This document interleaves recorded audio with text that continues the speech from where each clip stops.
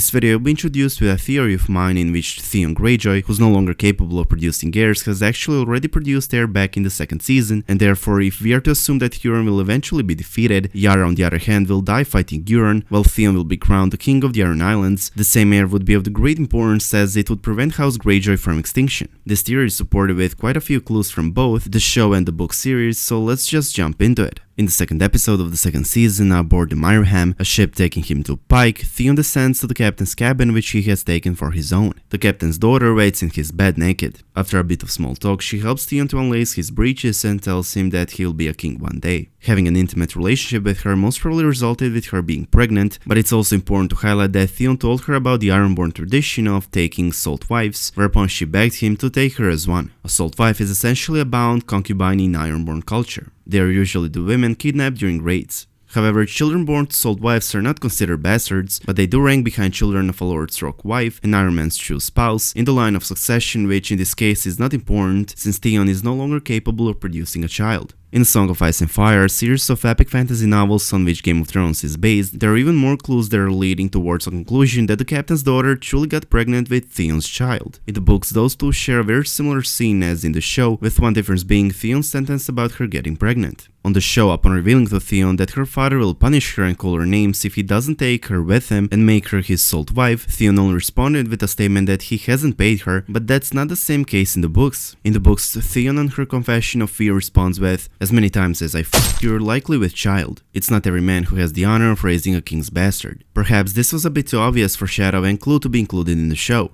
Later in the books, it's also been highlighted that Theon is confident that he got the captain's daughter pregnant. While on the show, the two haven't met ever since. In the books, they did see each other once again a few weeks after their first encounter, as her ship was forbidden to leave Pike for quite some time, so that the mainland could not be warned in advance that the Iron Islands have declared their independence, and as Theon went back to the docks in the company of his sister, the two saw each other. The captain's daughter calls out Theon, trying to convince him to speak with her and to take her as his salt wife, but Theon just ignored her. Perhaps she was trying to tell him she was indeed pregnant with his child and therefore convince him to take her as his salt wife, and if true, that's definitely something we will learn in Game of Thrones finale. There's one more clue that goes in favor to this theory of mine, and it's from George R. R. Martin's other book, The World of Ice and Fire, The Untold History of Westeros and the Game of Thrones. In that book, we learned that House Greyjoy had to be continued at least once through the salt sons of salt wives, as there's written that Dalton Greyjoy, also known as the Red Kraken, had never taken a rock wife, true spouse, but had lots of salt wives, and therefore his closest heirs were his salt sons. If we stop for a moment to think about it, this could be one of many foreshadows and clues that Theon actually has a son and heir that will be introduced in the show once Euron is defeated, Yara killed and Theon crowned, as Theon's huge relief that House Greyjoy will not extinct with him, but will rather continue through his salt son once he dies. Otherwise, I wouldn't see the point of all of those clues in both the books and the show regarding the captain's daughter's pregnancy. There would not either be a point in George R. R. Martin's introduction with different approach to marriage and inheritance surrounding Ironborn if the history will not repeat itself once again, and House Greyjoy will not be continued through Theon's salt son.